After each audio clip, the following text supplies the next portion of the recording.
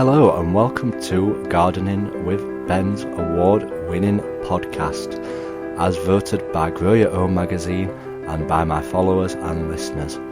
So if you're new to the podcast, make sure you click that subscribe button to stay up to date with all our podcasts, listen back to all our previous episodes, sit back, grab a brew and let's enjoy today's episode.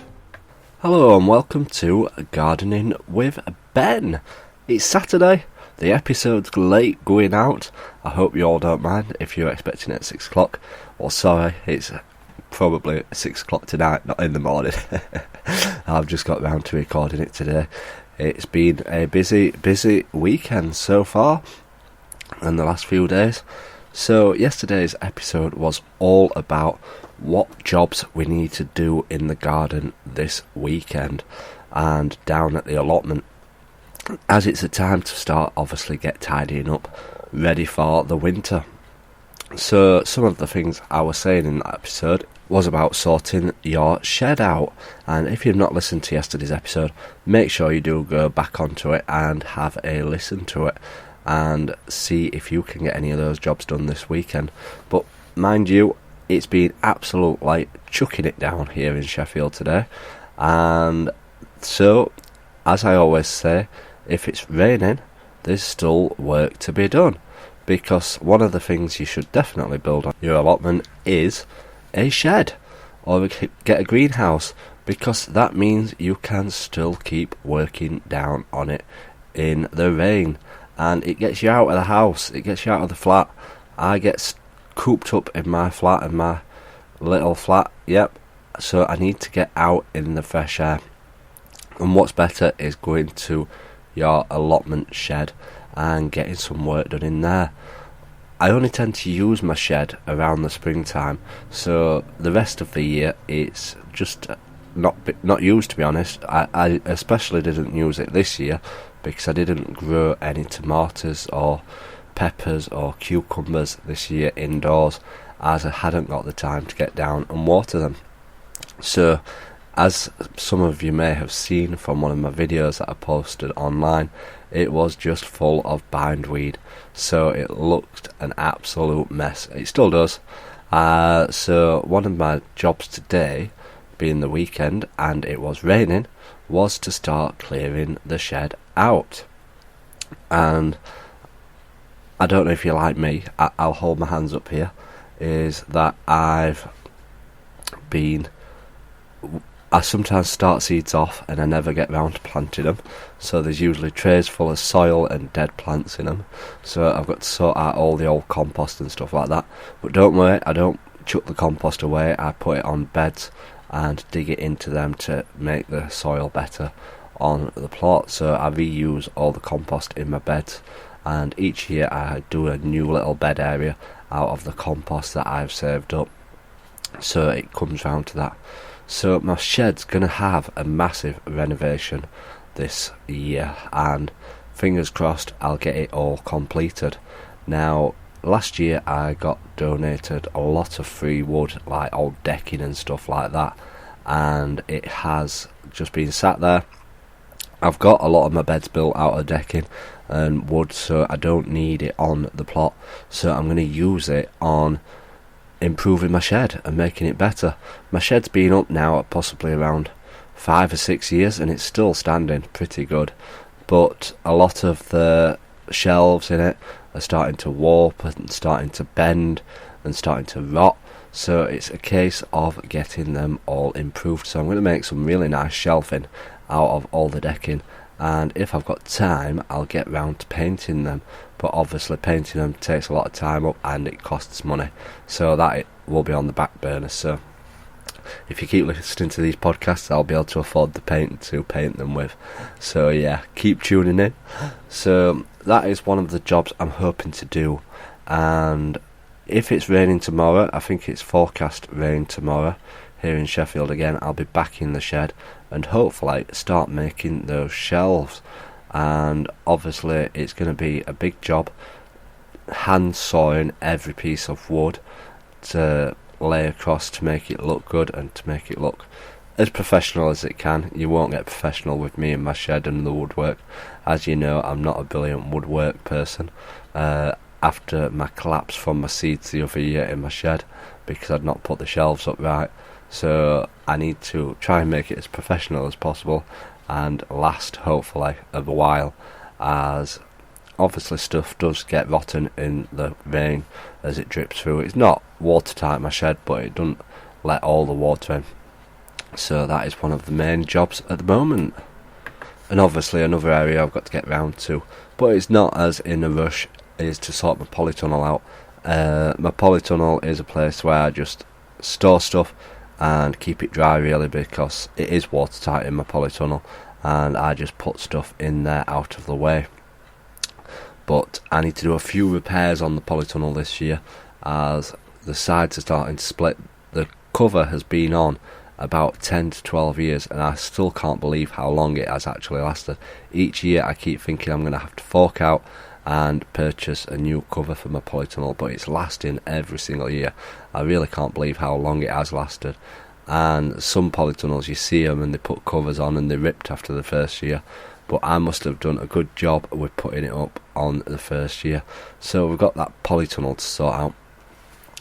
But hopefully, if it doesn't rain, we will be down there planting some more bulbs tomorrow.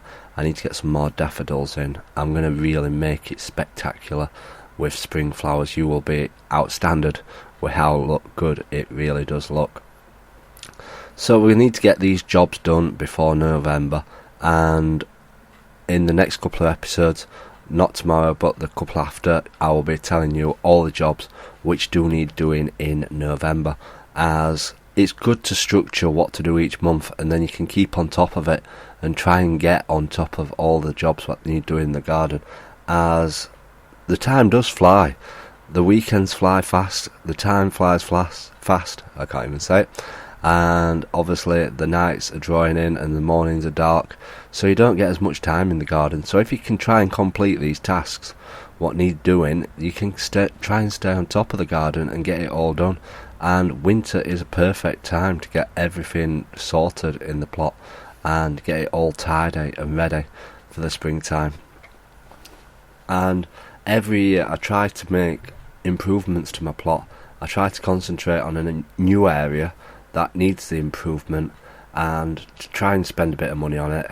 I like to work my way around bits of areas to spend a bit of money on and to get it all looking good. One year I did all my fruit orchard. I got black membrane down, I put paving slabs down, I built edging round with wood, I put all new fruit trees in, I put raspberries in, I put all my rhubarb plants in, and it looked fantastic. And now all the fruit trees are growing fantastic, the rhubarb does great, and it looks good. So it's good to concentrate on a different area every year and try and improve it. And I'm hoping that I can get back to the area that I started last year. It went on a bit of a back burner. I started a new area off with a composting area and a rockery, so I'm hoping to get back to that area to try and make that nice, because I've not got an area of composting. I've not got an area that I can sit down and relax. Not that you get much time on the plot to sit down and relax, but when it is nice, it's good to sit down and just look at your plot, look at what you've done and look at what you've achieved. And like I always say, gardening is good for your mental health. Being out in the fresh air, breathing the fresh air, listening to the birds, watching the bees, watching the butterflies, everything, it's so calming and enjoyable, really. So it's good time to start these projects now. So my plan or my advice is, have a look at your allotment, have a look at an area what could do better, and think outside the box. Think of the things that you would like in that area, draw it, make a plan, and get it done, and hopefully it'll look nice come the time when it is ready to bloom. And yeah, every year I do spend a bit of money on my plot. I probably spend about £100 on a new area, so each year it gets a bit of investment. I know it's an allotment, but I do like it to look nice, and if I spend a bit of money on my hobby, what harm can it do? It's something that I enjoy, and I just love being there and sharing it with everybody. That is what I get out of my plot. Some years before I started all this blogging and sharing what I did, I never used to go down as much. I couldn't be bothered. I didn't want to go down. I'd go down for a bit and then I'd come home, had enough, and didn't go down for weeks. And to be honest, I used to shut down at winter time. Around now I probably wouldn't have gone down to the plot until springtime.